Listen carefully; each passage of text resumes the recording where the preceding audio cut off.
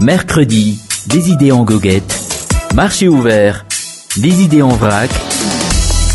Émission sur Alliance 92, tous les mercredis à 6h45 et 7h30. Rediffusion le même jour à 17h30 et à 18h.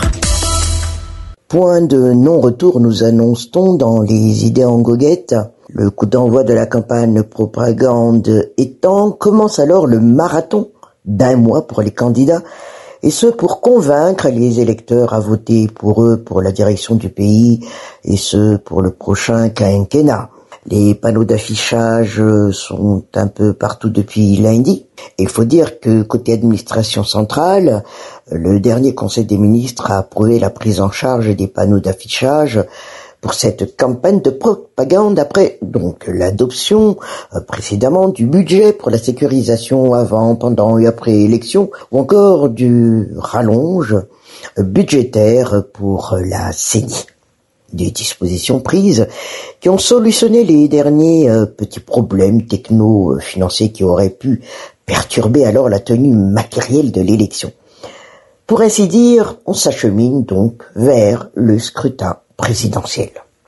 Mais si l'on revient un peu sur les préparations techniques de la chose, la CENI a fait savoir qu'elle a déjà réceptionné le premier lot d'imprimés électoraux, ce fut le week-end passé, entre autres donc les bulletins de vote, ce qui veut dire qu'il n'y a plus de retour en arrière possible pour la tenue du premier tour de l'élection présidentielle pour le 9 novembre. D'ailleurs, l'institution électorale a tenu à marquer le pas en véhiculant des messages nécessaires en cette période électorale, en appelant tout un chacun à préserver l'unité nationale, le fief Nana Malagas et l'ordre public. Puis, en rappelant une nécessité de neutralité de l'administration et des lieux de culte, en passant par la transparence des financements électoraux qui pèsent sur les candidats, ainsi que les limites à ne pas franchir pendant la campagne en termes de vie privée, de l'atteinte à l'honneur ou de discrimination.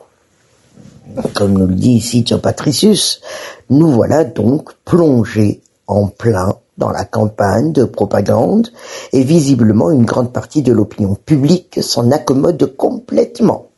Et la preuve, jusqu'ici, du moins pour la première journée de campagne propagande, on n'a pas entendu d'agression, de violence à l'encontre d'une telle ou telle équipe ou d'un tel candidat. Et personne n'a vandalisé les panneaux d'affichage installés par les techniciens électoraux. Preuve encore que le peuple veut une élection présidentielle.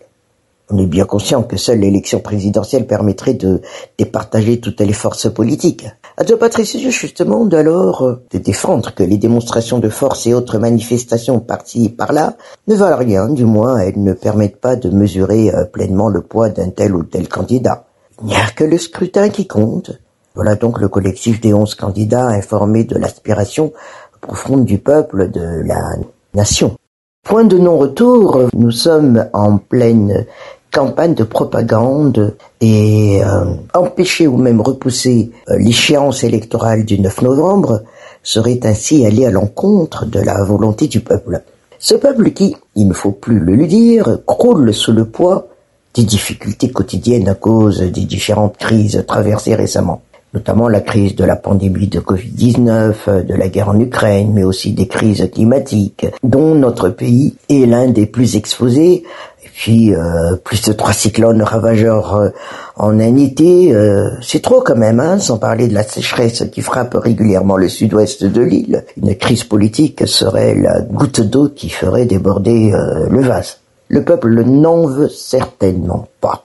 Quoi qu'il en soit, le collectif des 11 candidats s'expose à des sanctions en s'insurgeant contre la tenue de l'élection présidentielle, du moins en continuant de dénigrer de la sorte la CENI et la Haute Cour constitutionnelle. Il risque ni plus ou moins que la disqualification.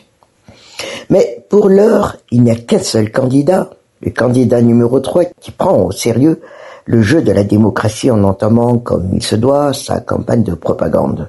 Visiblement, pour lui, il n'y aura pas de pilotage à vue, il a une partition bien définie, qu'il aura juste à jouer par la suite. Il faudrait pas s'étonner s'il gagnera haut la main cette élection. Et cela dès le premier tour. Dire Patricius. Mercredi, des idées en goguette. Marché ouvert, des idées en vrac. Émission sur Alliance 92, tous les mercredis à 6h45 et 7h30. Rediffusion le même jour à 17h30 et à 18h.